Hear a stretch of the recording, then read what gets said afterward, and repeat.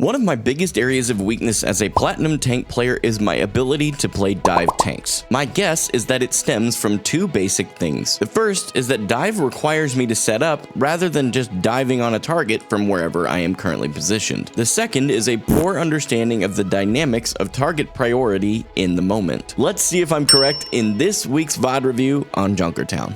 Alright, so would you quit interrupting me? The very first thing that we're going to do here is we're going to free cam. We come out here, and I can tell you, right off the bat, we have an interesting composition, right? The two things we're working on are going to be, right, we said, poor understanding of target dynamics that are target priority dynamics, and then the other part is just not doing well with dive. Well, right now I'm not on dive. Spoiler alert, that happens later.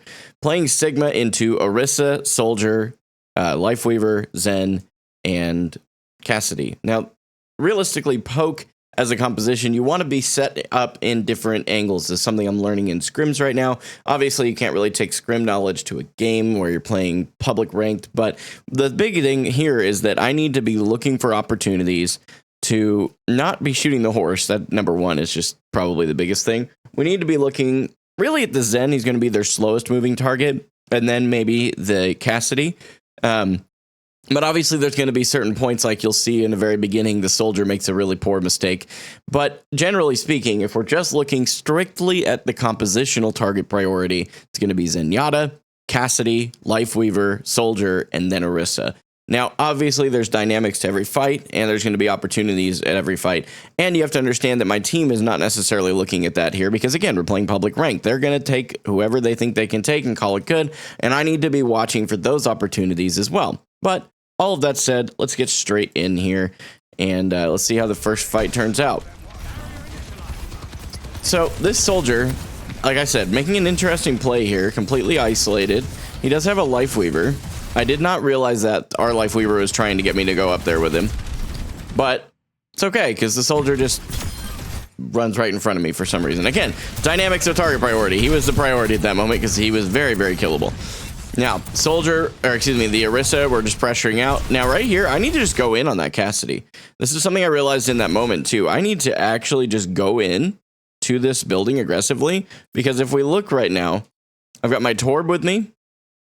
Let's see who else we have in position. We have a Lifeweaver there. Our Widow's a little far back to be helped with this, but we literally have three of us right here and our Lifeweaver right behind. And the only person who can really push us right now is the Orisa. All I need to do is shield off this path, go in here, Cassidy is done. But, again, dynamics of target priority. He was in a poor positioning, and I should have realized he was a good opportunity. He's right there to my left still, and I'm not even really looking. Like, I realize it now. Our Torb, fortunately, capitalizes on that. Now, I realize this is an opportunity. Let's shield. We go over here, and now it just becomes an issue of mechanics, to be honest with you. All right. Not too bad so far. Not too bad so far. If I remember right, this first point basically is an uncontested. We get like 5 minutes. It's the second point where things start to shift as far as on attack goes. Yep, our Torb. Our Torb was an interesting character. If you missed that, by the way, the video that I posted yesterday is this game, but me playing it live. So if you want to go check that out, it's probably worth watching, because our Torb was a character. No pun intended. So right here, let's pause for a second. Biggest issue that I need to realize is I need to be able to not necessarily push the high ground, but contest it. This Soldier on second point Junkertown is going to have infinite value. The only reason he didn't stomp us immediately is because he didn't have a mercy pocket, to be quite honest with you. And that's really it. Me pushing down main here, probably not my best decision, but let's see how it turns out. I keep hitting F10.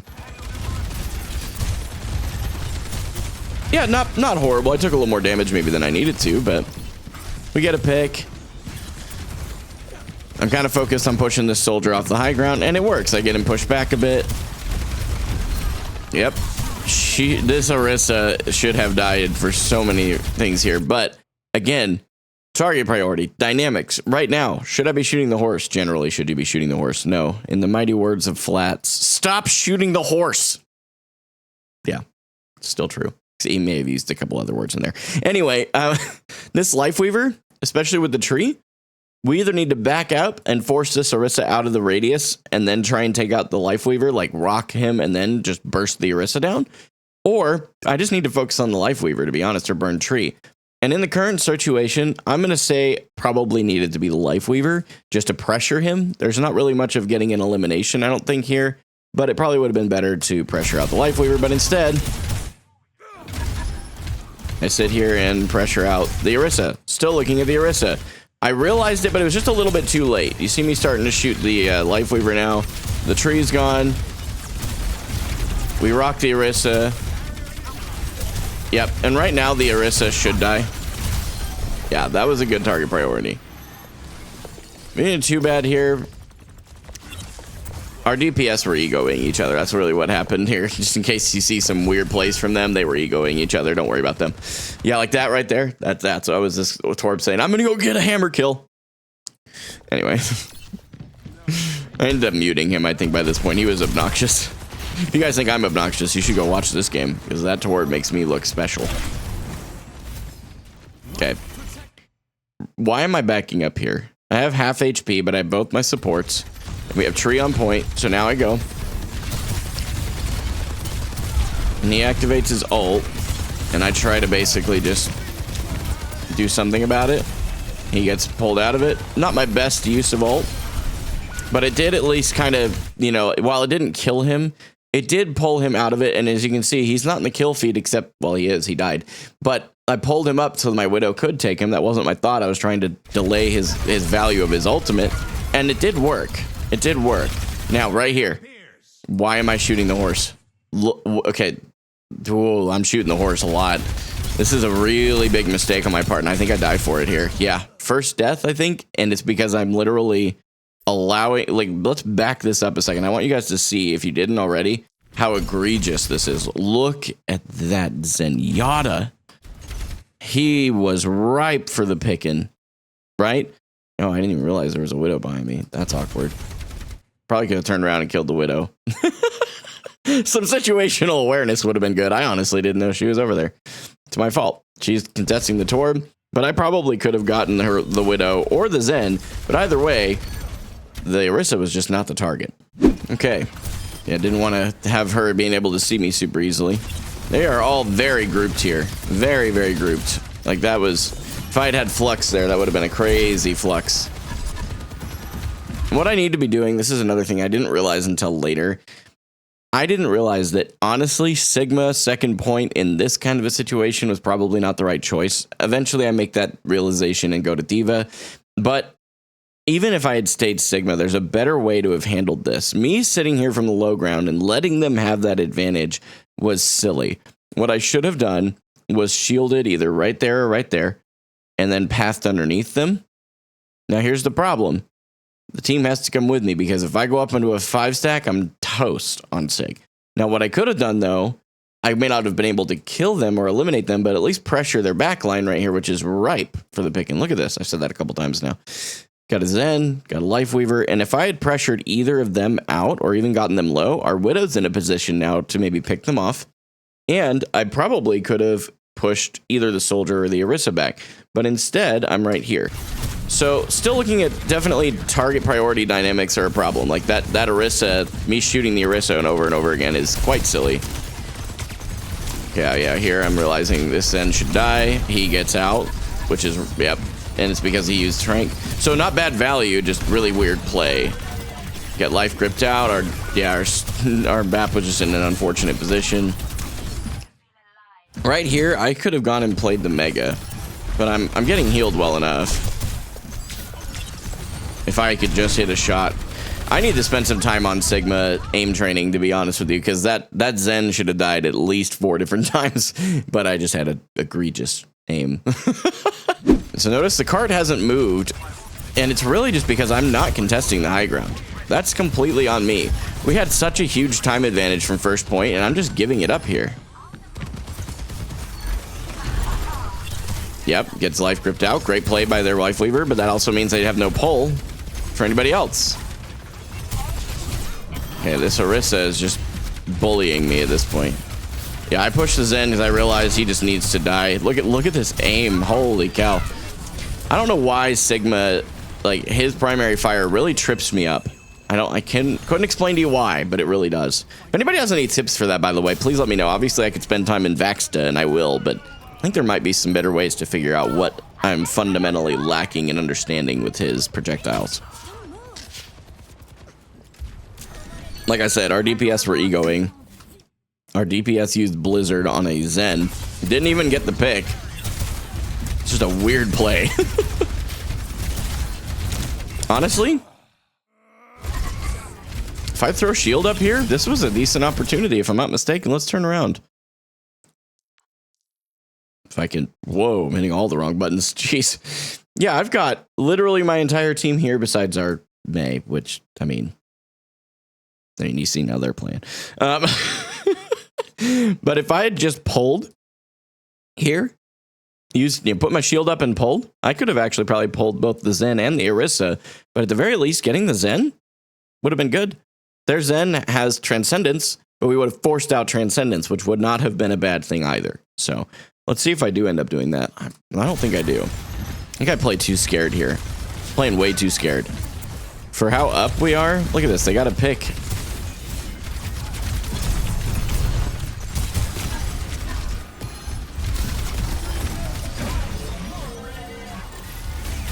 Yep. The surprise Bastion pick, I was not expecting. But we still forced out Trank. I was not expecting the Bastion pick. That was a bit of a jump scare. All right, I honestly forgot about this swap. I did swap to Orisa for a second because I was just feeling like I wasn't getting any value. I'm not sure why I went Sigma in my head, or why I went Orisa.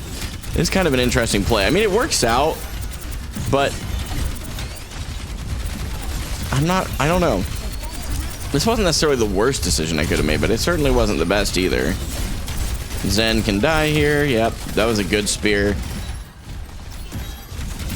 Trying to get my team to focus the Lifeweaver.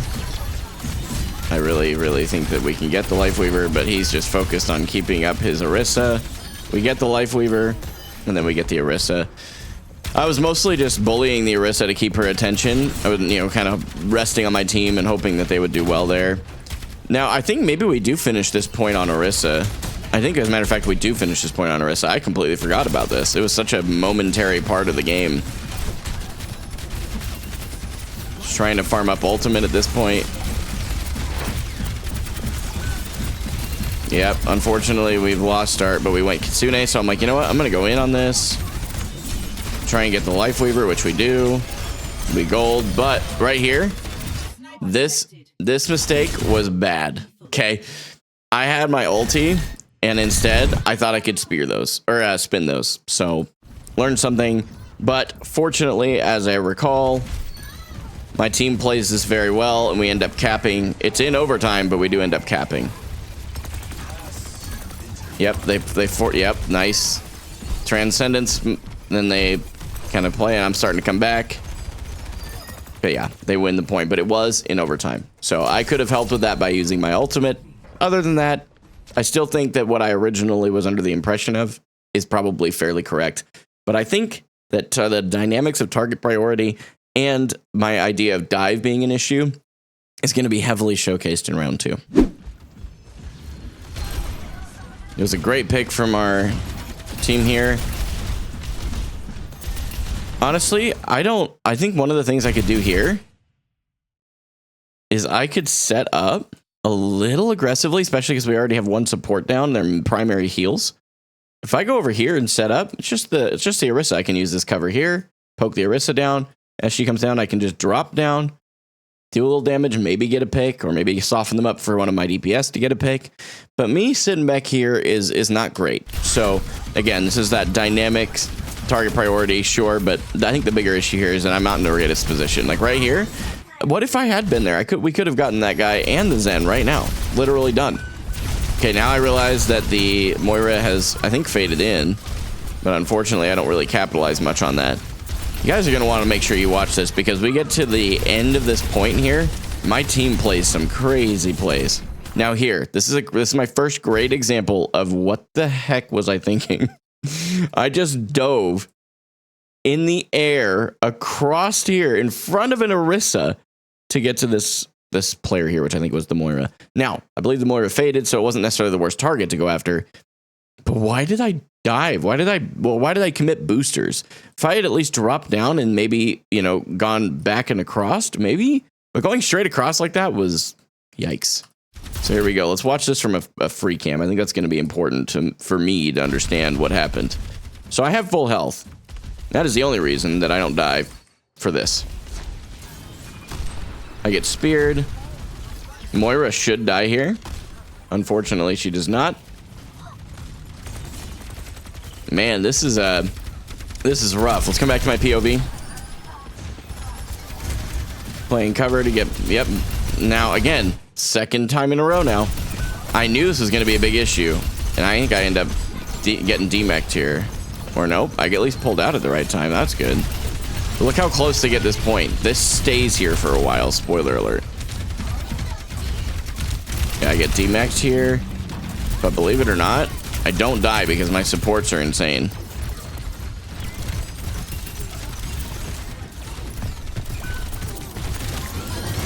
I still remember when I was first playing D.Va that I thought her blaster, you had to keep clicking to shoot. Didn't realize you could press and hold for a while. Then my coach was like, oh, Gaiman, stop that right now. It's hurting me. Yep, I get demeched again. But literally watch this. There's no reason we win this. None. Except that we get a Kitsune. I end up dying to Junkrat. Copy here, but I want you guys to see this. I actually kind of want to watch it too, because this is actually going to be kind of nuts. So our Lifeweaver uses tree. And we push them back. Really quite insane. The fact that they were that close to capping and we held them there was massively amazing to watch. So, all right, we're coming back to the fight now. Really well played by my team. I got to give them some serious props for that. Now here. Why am I all the way back here? Okay, at least I'm realizing it. And look at that. First time that I set up and I stayed in good cover and had a really good target priority. And we got the pick, which was part of what allowed us to hold even longer. Okay, I realize the echoes here. Now this was another example of maybe why. But it worked. It just probably shouldn't have, to be honest. But it worked.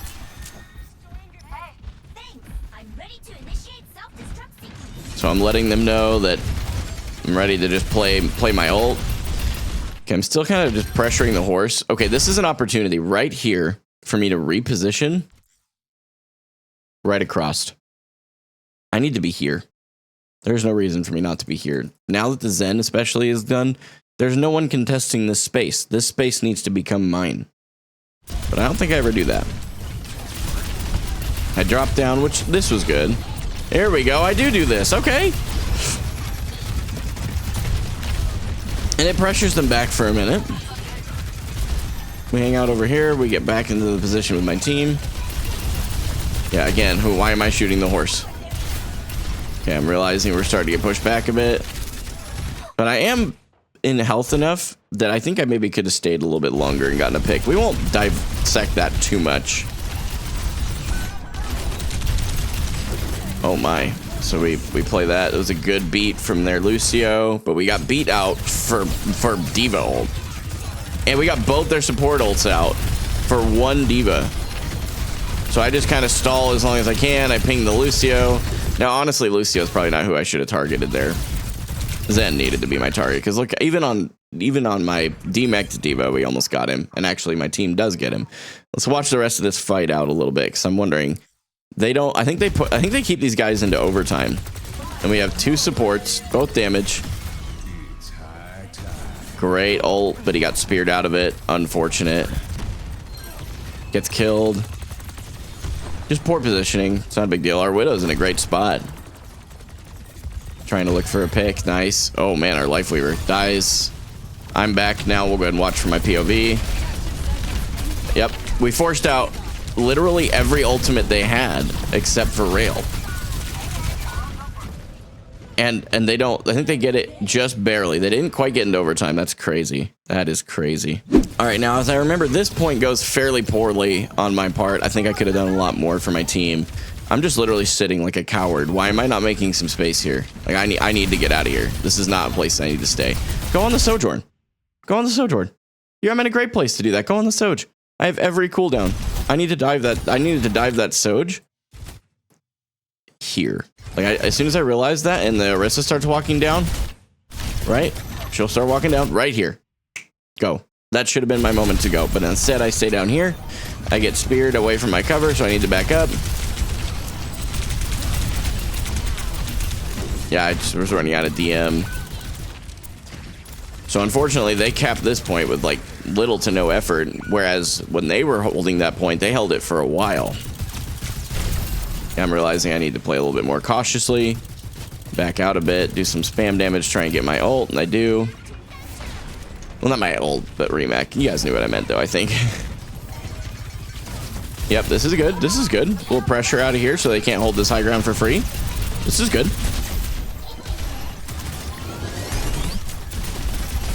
This was bad. I just dove in front of their entire team. And while it could work, it shouldn't. Because there was no coordination, I just dove. They have the Mega. Literally the only reason that even worked. This was just embarrassing. Let's not talk about this. Okay. Now I'm realizing the Zenyatta. They just used beat over here from the Lucio. Can burn the Sojourn off high ground.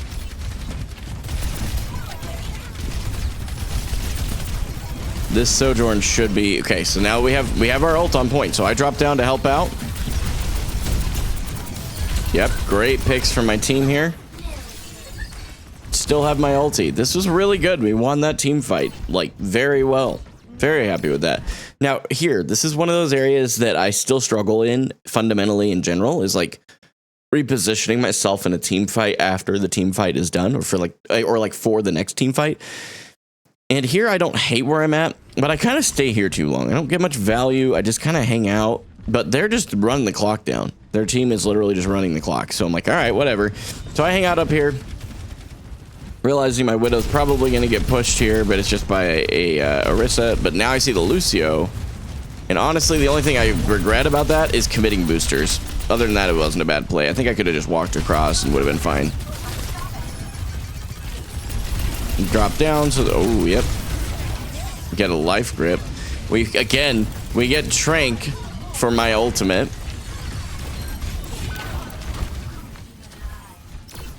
Yep, realizing there's 2 DPS. I need to pressure off the high ground.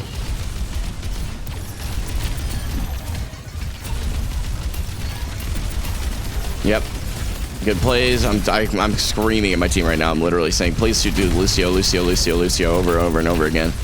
Just begging them to shoot him because he's one, but they obviously can't see him, so I soften him up and keep him low. And now we should be able to get both, I think, here, actually. I think we go ahead and get the Orisa and the Zen. Perfect. This was better. But I do think me diving the horse on multiple occasions and like really focusing the horse in the beginning was the reason it took this long, coupled with the fact, so again, target priority being a big thing, the dynamics of it in the middle of a fight. Yes, there's some general rules, but there's also just, yeah, some crazy shots from my Widow here. She gets another one, I think, too. Yep, trying to kind of keep her shielded off. Yeah, crazy. Like, those 2 picks literally are the biggest reason that we won this end fight. So we're on the Lucio. I get speared, no biggie. We're just trying to keep the Lucio. He beats. They have 11 seconds to get to the point. They're screaming at me to shoot the Orisa, but I don't want him to keep the team up. And to be fair, that did work out because now she pushes early. He ends up dying for it, and we win the game. Listen, if you enjoy this breath of fresh air of someone self-VOD reviewing their own gameplay, make sure you watch this video right here where I specifically review my D.Va gameplay at its infancy.